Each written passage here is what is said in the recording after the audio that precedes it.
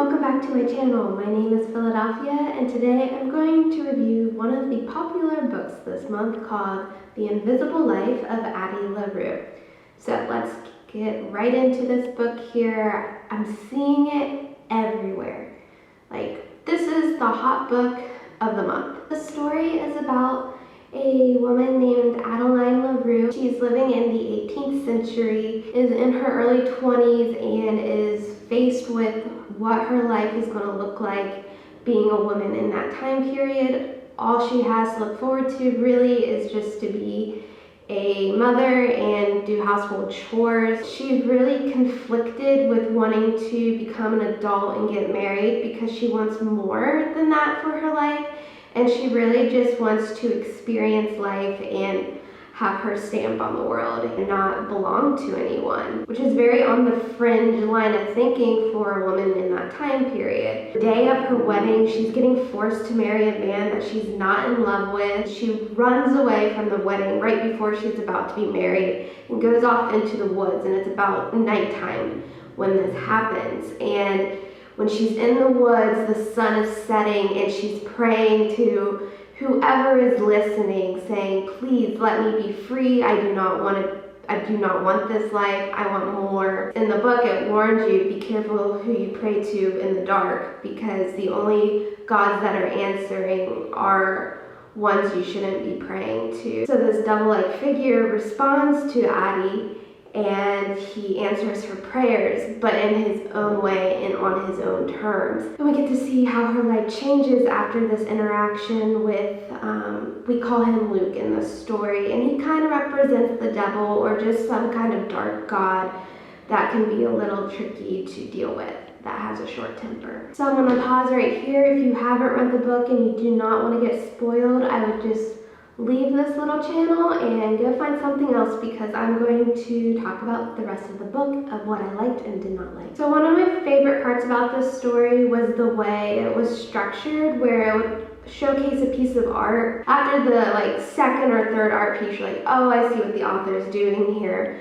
She's showing you Addie's life in the one way that she was able to. I thought this was an interesting angle the author took in how to approach 300 years and how Addie has had impact with her limitations, that the curse has a unique way to show that the influence of ideas and how powerful it can be, and how it impacts people even when you don't even know that you are influencing them. I think this book would be a great book club pick, just because there's a couple different prompts that allow you to think critically. Would you make this deal with the devil? Would you be willing to sell your soul for the pros to these situations, or do the cons outweigh them? And another thing I thought about was, her just being a woman, and how the curse may have become less of a burden as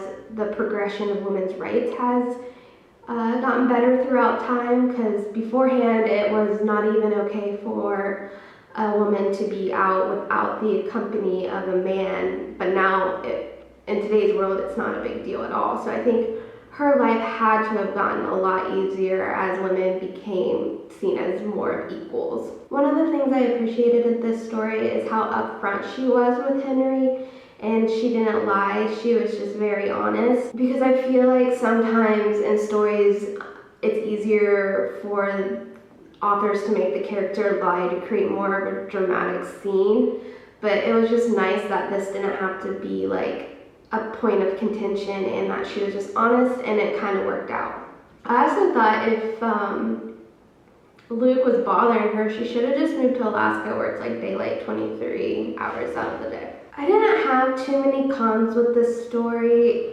I had more questions, and I just felt like I couldn't critically think about her curse for too long, because then I was I feel like there has to be some loopholes or some things that weren't covered throughout the story. So the premise is kind of I keep trying to figure out is, how is she able to plant that tree over top of Stell's grave when she couldn't do anything permanent that would leave a mark?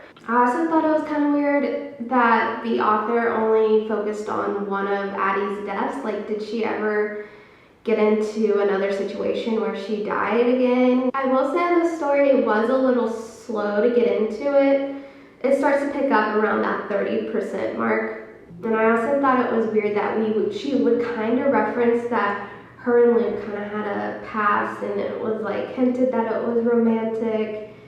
But we don't really get to see too much of that love story. And I would say this book has love elements, but it's not by any means like an epic love story of love based on convenience and out of necessity almost. Even her relationship with Henry, it felt more platonic, and they were both just happy to be seen by one another. I don't understand Henry. He knows he's only going to live for a year, and he doesn't do anything cool with that knowledge.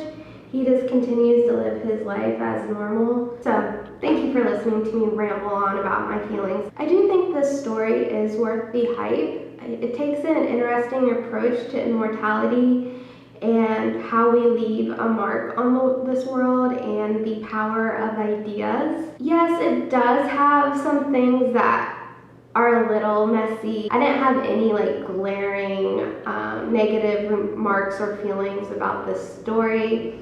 I thought it was a refreshing read in this fantasy genre. It made me excited to read more of this author's work because this is the first thing I've read of hers. So I do recommend reading this book. I am giving it 5 stars. I would say that it falls in the category of like a 4.5, but I'm going to round up to a 5 just because I do think it was refreshing, and I love the different angles that the author chose to talk about immortality, and she didn't go for, the standard story tropes that you would typically see with immortality. So thank you for stopping at my channel and spending this time with me while you hear me do a mental dump on this story. The next review I'll be doing is the second Harry Potter book. So thank you so much for listening and hearing what I have to say about The Invisible Life of Addie LaRue. Remember to hit that subscribe button